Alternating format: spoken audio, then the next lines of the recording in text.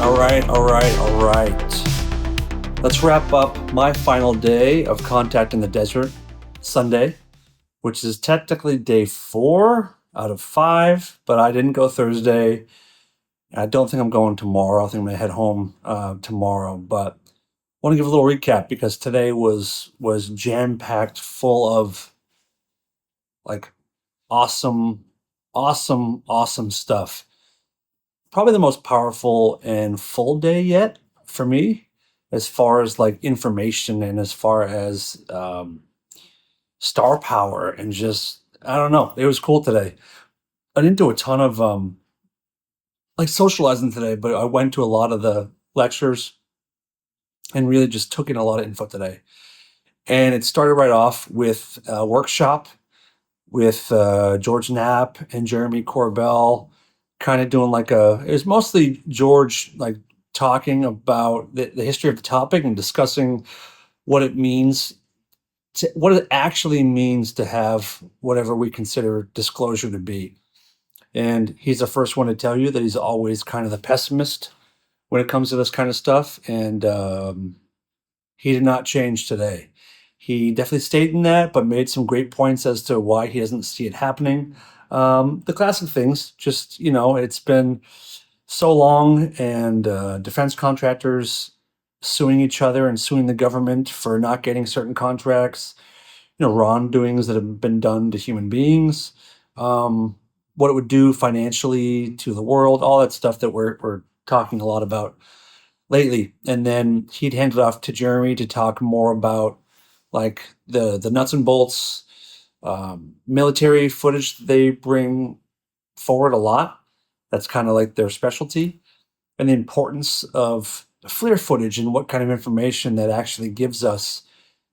Went over some of the best cases that they've broken, and hinted at some new ones coming, which is very exciting. A couple takeaways in that workshop for me was there's a woman that was in there asking questions. Towards the end, they did like a Q&A. And I saw this woman ask the same exact question, I think yesterday at a different panel or a different discussion. I forget which one it was. But she asked about Dan Burisch.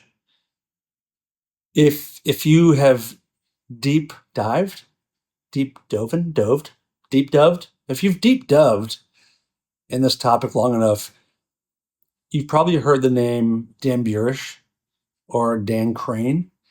And he basically, quickly, he was someone who claimed to have worked, I believe at S4, as a biologist, and was used to like check on the health and kind of be like the buddy to a captured or at least housed live alien being, an EBE, extraterrestrial biological entity, named J-Rod. That's the famous story that he was kept in this clean sphere, J-Rod was, and Dan Burisch would come in and have these telepathic communications over a long period of time. And it's when you watch his old interviews, there's something interesting about his interviews, for sure. There's parts of him that come off very sincere, confident, and knowledgeable. But again, we're talking about, like, when I say knowledgeable, it sounds like he knows what he's talking about, but we're talking about live alien beings having, a multi-year sleepover at Area 51. So what does that look like? What does that actually sound like? What is that? Dan Burisch would talk about this, and he would, in these interviews, he'd take breaks to sip his water because he's getting worked up. He comes across as nervous and concerned. He talks about this like real, almost like a friendship or like a love, not like a relationship, but like a love you have for a friend that he had with this J-Rod. And that story's been around for 20 something years, maybe. A lot of people believe it. A lot of people think it's crap. And this woman asked George his opinion on the Dan Burisch story. And I did not expect George just shit all over that whole story, but he did. But he said that he researched it and investigated it. He's an incredible journalist. He went to the places.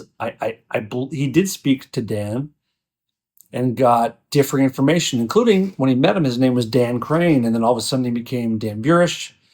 He couldn't find his school records, which we've heard about with Bob Lazar. So even George said that doesn't really mean a whole lot because we've seen that before. But he caught him in some strange, not I guess lies or strange inconsistencies in his story. He was shown a video of Dan Burisch being driven around in a limousine, and he's in the back in military fatigues or military uniform, and the limo driver's there. But come to find out, Dan was never in the military, so why would he be wearing a uniform? And the limo driver, after more investigating, was discovered that it was his wife. This is all what George said. And he just said, I don't believe the story. He goes, it could be true, but everything that he did as far as the investigation showed nothing or hurt the credibility of the story. So I was a little shocked by that because I kind of was on board with the Burisch thing. And George even said, don't take my word for it. I could be wrong, that's pretty good journalism there. Yeah, and then I think I said, did I mention that they kind of teased some new videos coming out from Weaponized? That's always exciting. I'm sure it'll be something somewhat compelling. I have a hope of what it might be, but we will see. They've been talking a little bit more recently, starting on the Matthew Brown episodes of Weaponized, about this satellite HD video of a saucer, a classic craft, either hiding in the clouds or coming out of the clouds. And kind of as soon as the craft, when it sensed that it's on video, it just shut off and disappeared. And Jeremy recently on a news interview, may have been CNN, I don't remember, but he was asked if he'd seen that video, and he said yes. And he confirmed that the other day. So George has surely seen it too. And I wonder if that's what we're going to see next. And if that's the case, I am pumped. Even though we're in the age of, video means nothing as of last week, which is, we're going to be talking about this for a long time, but we're in the post-proof, post-truth era of evidence, I think. But this video has been in the possession of the government and other people for a while. So I hope that's it. I really do hope that's it. Workshop was great. People love George. He's so funny, unbelievably funny, which you wouldn't expect, but he really is. So after that, this may have been one of the highlights of the entire weekend, and something I'll never forget. Diane Hennessy from the Telepathy tapes and a few podcasters did a lecture on telepathy, but it wasn't just a lecture. I'd heard about this a few days ago, and it actually happened, but it was a demonstration with a mother-daughter combo. The daughter they said she was nonverbal autistic, but she was making noises and was saying words at one point. But I think maybe in general, she doesn't really speak much.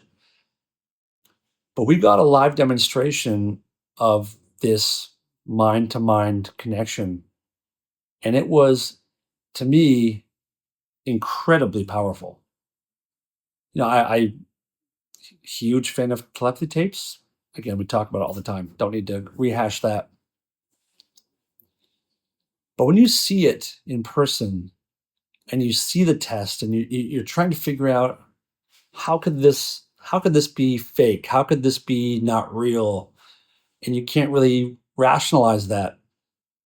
And I got to be part of the demonstration. I was in the crowd and they came out and asked if there was any volunteers. And I raised my hand, of course, and basically the test that I was a part of, Captain Ron, who, big part of Contact in the desert, he was kind of guiding the mom through the crowd.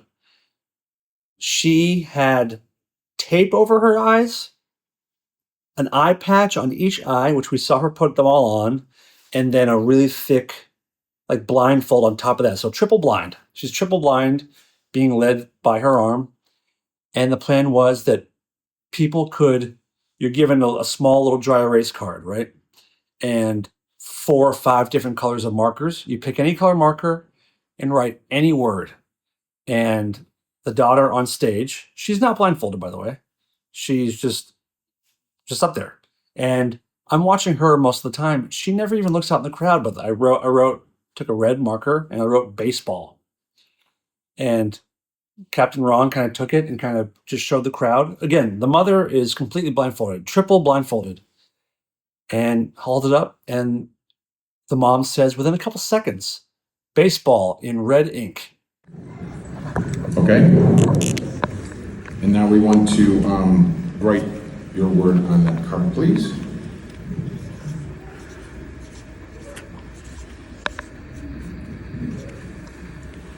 Okay, I'm going to show it to the people around here, the camera guys. Everybody can see this word. Okay, it is baseball in red. It's literally hard for me to read because it's kind of dark over here and it's really small. She got it right. And the daughter, Lidu, is that her? I think her name is Lidu. I think. I'm sorry if it's not it, but I think that was her name.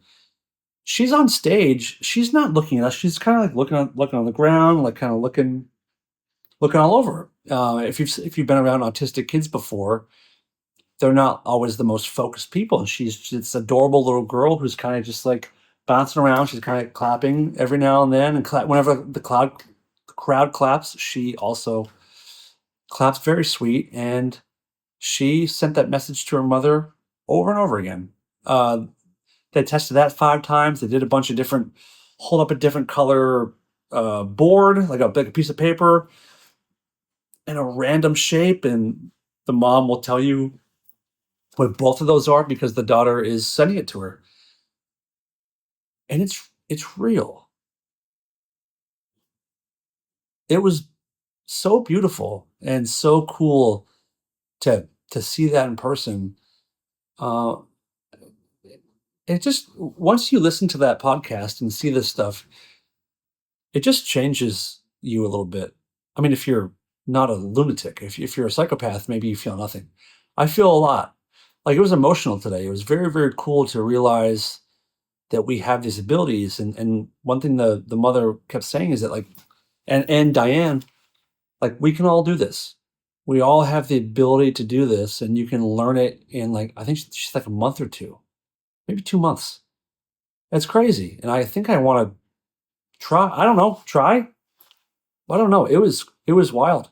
And it was cool. And we saw Lidu, her name, doing the spelling. If you know what spelling is, it's like it's like a clear piece of plastic with A, B, C, all the way to Z on the board, and she points at letters, and that's how she communicates and how she talks about what's on her mind.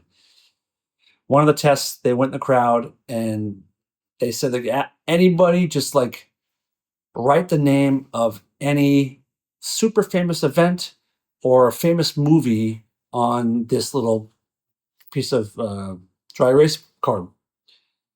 And so the mother looked at the card and went back to the stage and sat and just like gave Lidu the spelling board. And she goes, I'm gonna give her a phrase to write out, and it'll be connected to whatever that person wrote down. So you can't, give her the exact answer if you were cheating. And she starts typing out basically, life is like a box of chocolates. And the movie on the card was Forrest Gump. Mom said the daughter has never seen that movie, and she got that answer immediately. Like, are you understanding this? Like, telepathy and ESP is real. It's real. This world is not what it seems. We are not what we seem. We have abilities that we have no clue about, and that's so exciting. Oh, and as she's typing, she's singing "Happy Birthday." She's just pushing the letters, hitting the letters while she's singing, and sort of looking, sort of not. Uh, it was so sweet, and the whole thing was just so beautiful. I could talk about it forever, but let's move on. Next thing I went to was Ross Coulthart did a lecture focused almost completely on the abduction phenomenon, which is one of my most interested parts of this entire phenomenon and the topic. I'm mesmerized and captivated by the idea of abductions and what are they for? What is it like for the people being taken? Are there people that go and don't come back?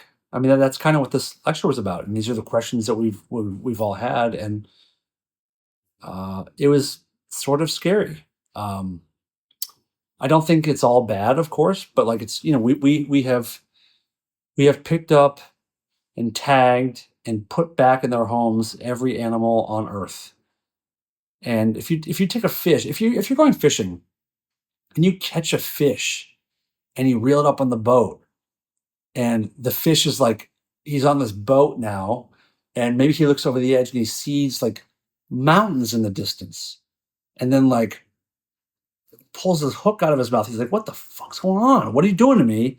And then maybe the fish is too small, so you throw him back in the water. Can you imagine the story that he's going to go back and tell his fish friends? Like, I know it's a kind of a silly analogy, but really, think about that. If the fish could communicate, like, I was just trying to eat some food and then my head hurt, and then I was being pulled through the water at a fast speed and I couldn't fight it. Something just kept pulling me forward by my face. And then all of a sudden, I'm out of the water and I can't breathe.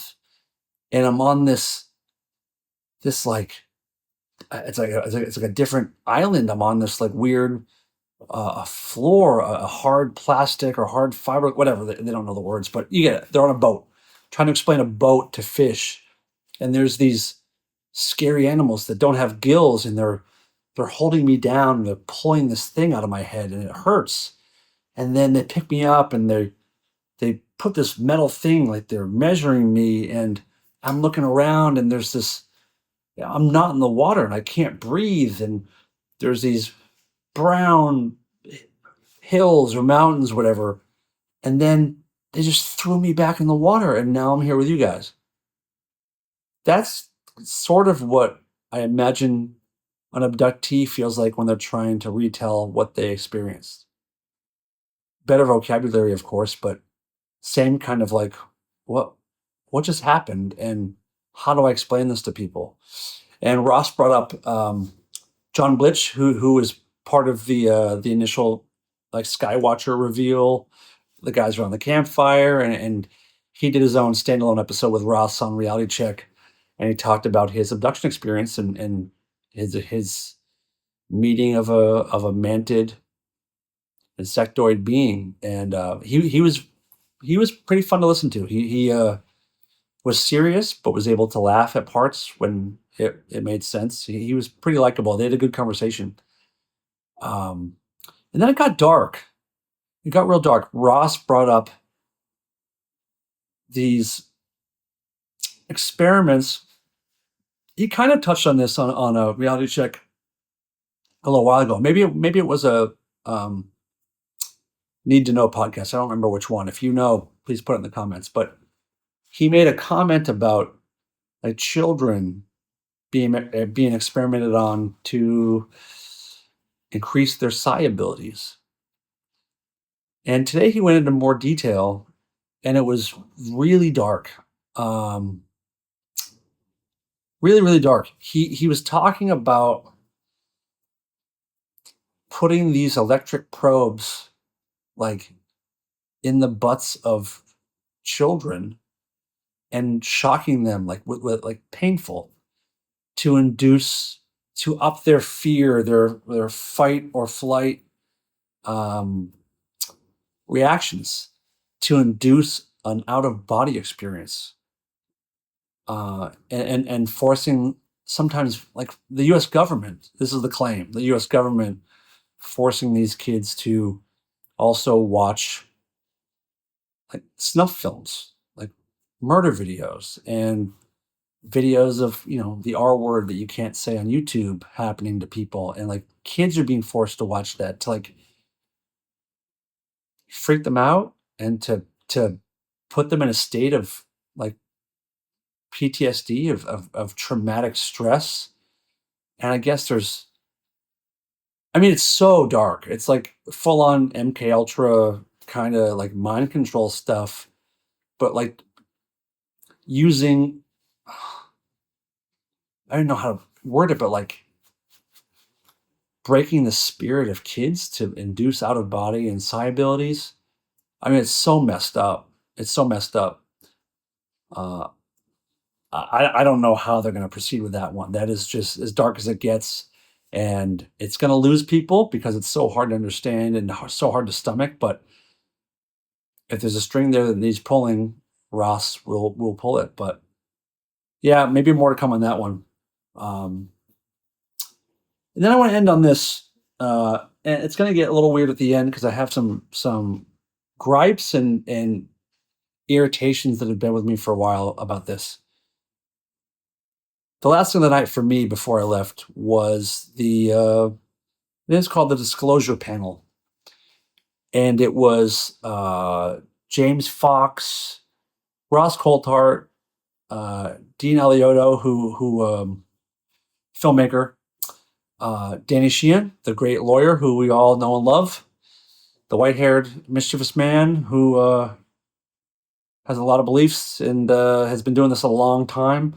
Next to him was Nick Pope, Richard Dolan, and Linda Moulton Howe, and that was the Disclosure Panel. And it was what's it called when you MC? It was what's the word? Anyway, by Stephen Bassett, because I think they know if he was on the panel, he would have spoken for the entire hour and a half, and I mean that with joy, Mr. Bassett. But it was all, listeners in the crowd asking questions, great questions, really good conversation, some good takes. Not everybody agreed on things. Just going through what it takes for disclosure and whistleblowers and some really good insight from the whole panel. It was really cool, powerful stuff. And you're looking on that stage and like combined, there's hundreds of years of knowledge, like hundreds of years of knowledge on this topic on that stage. And when they talk, you got to listen. But it got me thinking, and I wish I asked this question, and I'll put it out there now, and you guys can start talking about it too. So there's this idea going around that, when you work in these legacy programs, that you sign multiple NDAs. I imagine a stack of NDAs, a non-disclosure agreement. And there's a question that's out there now in the UFO sphere. If you sign an NDA for a program that Congress deems to be illegal, is that NDA binding? And I've been wondering this for a while. Like, is that true? Is that accurate? Does that make sense? Or does the government not really play by many rules? Especially the government we have right now is pretty like rules are, take them or leave them. But it got me thinking too about something that's been on my mind for a while. And I want to start by saying that I am so appreciative of what these two men have done for us so far. And I'm just picking these two in particular because they're so recent. I'm talking about David Grusch. I'm talking about Lue Elizondo. Now, Lue Elizondo, I believe, is former Army, and David Grusch is former Air Force. I really appreciate their service. These guys are stronger men than me, willing to they both said willing to give their life for this country that they love and respect, and they go to fight for us, or for me anyway. I don't know where you're watching from, but it's a commendable, brave thing. You'll die for your country. Okay. They get out of those jobs and they come forward as whistleblowers with this information, trying to help us crack the UFO mystery. And both of them get to Congress. They both testify, and they give a lot of great information, like superstar stuff. But then the stuff they say, I can't tell you that now. I can tell you in a closed session. I can tell you in a SCIF, the secure compartmented information facility or whatever it is, where you can like tell all to people with the clearances to listen with no repercussions. Again, thank you guys for your service for the country and for this topic. But they kind of clam up on those questions, and David Grusch has talked about fearing for his life after he started coming forward, and living in fear of getting hurt or killed or going to jail. And Lue has kind of said the same thing. So what's bothering me to no end is that when you were active military, you were willing to die for your country, but you're not willing to go to jail for it?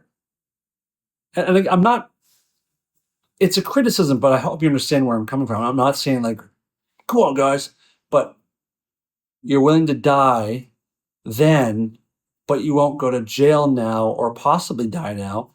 It's still for your country. And I'm sure these guys are both patriots. I have no doubt about that. But does your willingness to die or go to jail end when you leave the armed services? It's a question I've been struggling with for a while. And if I ever get a chance to meet Lue again or ever meet Dave Grusch, it's something I would kind of like to ask, because I would like to understand the differentiation between then and now. Like why would you die then and not now? And I don't want these guys to die, obviously. But just something that's been on my mind, and I would like to get an answer on that and an answer on the NDAs. But I guess that wraps up my experience with Contact in the Desert 2025. Had an incredible time. It was so good to meet everybody that I met, podcasters and people working behind the scenes, and filmmakers, and just these lifelong UFO heads who are doing all the legwork while we sit back and judge their efforts like the assholes that we are. No, but I support them all. I really do. It was a great time. If you ever have interest in this topic and you want to go to like UFO Disneyland or whatever, strongly recommend you make the trip at least once in your life to the desert of California and come to Contact. It's really cool. Yeah, you'll definitely enjoy it. Some really good information that you get for the price of the ticket. But thank you guys for watching. If you went, I would love to know what your favorite part was. I would love to know your experience, and comment below if you enjoyed yourself. Share the video, like it, subscribe to the channel, please. It costs you nothing, takes 2 seconds. But thank you guys. They are others from another mother. What do we want to